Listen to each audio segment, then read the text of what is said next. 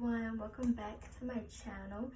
If you're new here, please like, comment, and subscribe and watch my previous videos that I posted. Today's message is going to be pretty straight to the point. It's not going to be as long as my other messages were, but the title of today's message is "What's the point?" And the question that I'm going to ask today is, have you ever questioned the point or the significance in doing something? And as far as spiritually, there are a lot of times, as I mentioned in my last message, that you guys should go watch if you haven't already. But there's a lot of times God gives us instructions and we aren't sure what they're supposed to benefit or who they're supposed to benefit. But it shouldn't question the fact that we should do the assignment or complete the instructions. God wants us to be obedient as His sons. It shows Him that we love Him. One thing I really want to talk about is how God sends us assignments that we question. And it's crazy because I can remember a lot of times in school where my teachers would offer extra credit assignments, and I would think like, this is not going to do anything for my grade, it's not going to bump it up any more than it already is, and I would question doing it. But after completing the assignment, I saw that it bumped my grade up a lot more than I thought it would, or a little more than I thought it would. And that just goes to say that God works in mysterious ways. He can take something really small, and if you invest your time, your energy, and your consistency, God will multiply whatever it is that you have or whatever it is you're putting your energy towards. One thing that we as Christians tend to not understand is that God works in mysterious ways. So there's a lot of times where God could be wanting to bless us with something because of our obedience and completing His instructions, but if we get tired or if we make excuses, we tend not to do it, and that causes us to miss out on blessings. The number one reason as to why a lot of times we don't complete God's instructions is because of laziness.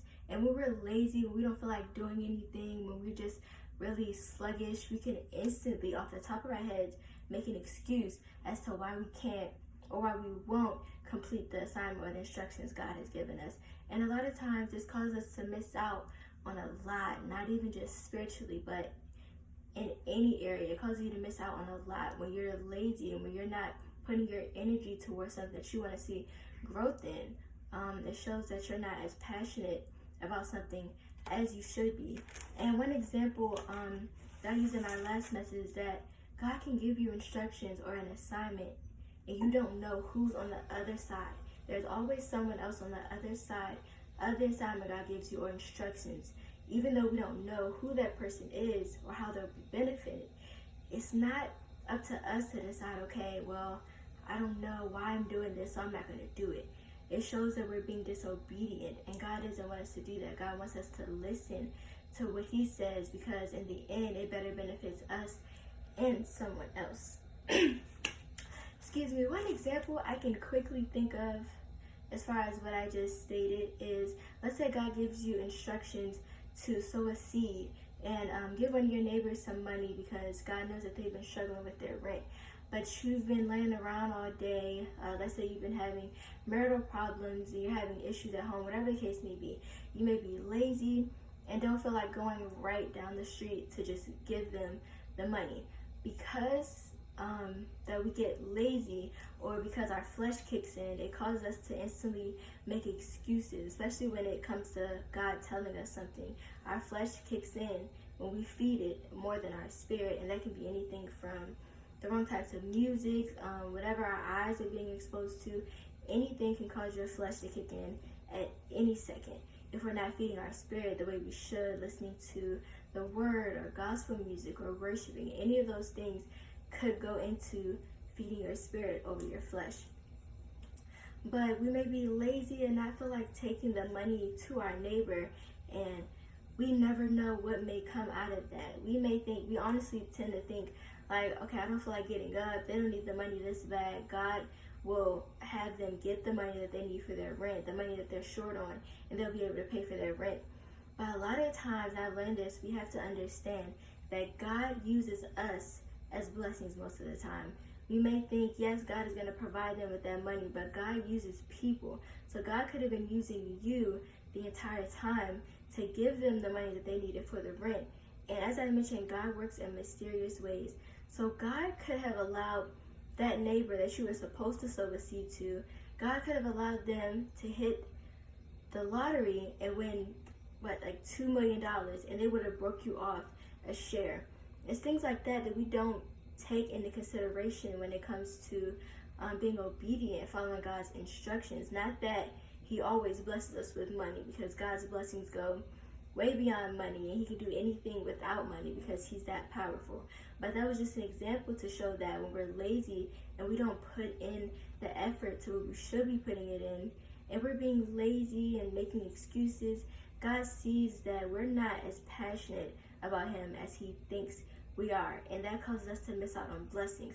So just from that one example, the individual not taking the money to sow a seed, they could have used the money that the other person was going to break them off and gotten anything that it was that God was hearing them pray about. Like, they could have paid off their car, they could have got their child money for school, anything for school that they needed, they could have fixed a couple things around the house. There's a lot of ways God works, and they're very mysterious, but that doesn't mean that we should question it just because we don't know the point of the assignment or the instructions.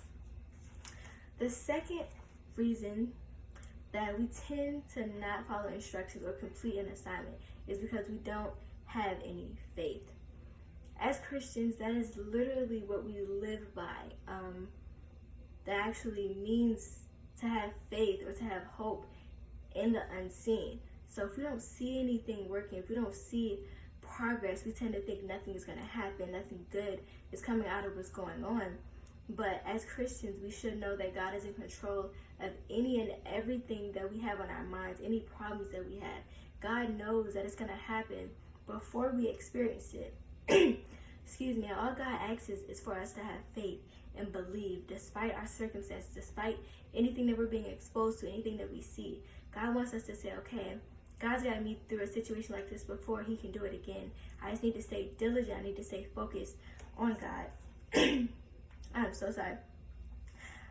One thing I've noticed, as far as not even just Christians, but a lot of people are really negative and can't see the good in any situation. Despite how bad it is, they just automatically think it's going to be like that way forever, or it's going to continue. And when you're at the point where your faith is at a really high level, you could just be getting put out of your home, and you could still think to yourself, God wanted me to get out that house because it was messed up, or that house wasn't where God wanted me to be. He's about to put me in a whole brand new house. I just have to keep faith. There's a lot of people whose faith are at that level, and that's where God wants us to be. He wants us to be alert to our faith, and he wants us to believe that anything good can come from something bad. And one example that I actually wrote down was, for instance, questioning joining a new church. I know a lot of people go through issues with their church, whether it be with the ministries or with the pastors or anything they may go through. Someone may be questioning joining a new church because of what their old church members put them through.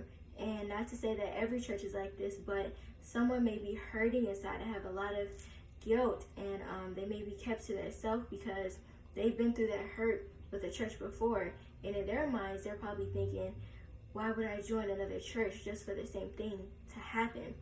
And instead of having faith that God could do the impossible at the new church that they could join, there's a lot of negative thoughts that start to click in. God could be about to deliver that person all over again. God may be bringing in a family in that church that God wants that person to deliver. There can be anything. As I mentioned, God works in very mysterious ways. And it's a lot of things that we tend not to do, like God may put in our spirits to do, but we don't see the significance in it. We don't think it's going to do anything. And that's all I have for this message. But I really want to close reminding you guys that small things can go a very, very long way. Just be obedient. It could be anything from giving a coworker a hug, or giving a homeless person $5 or $10, or anything like that. It could be anything God puts in your spirit to do. You never know who's on the other side of instruction God gives you. And even if it's not in God's instructions, if it's anything that you want to do that's genuine, just sharing love with other people who's having a bad day. You never know what good it may do. So I thank you guys for watching this video. Please like, share, comment, and subscribe. There will be more videos soon. Hopefully next week I'll be able to post another message. But I thank you guys, and you guys have a blessed day. Thank you.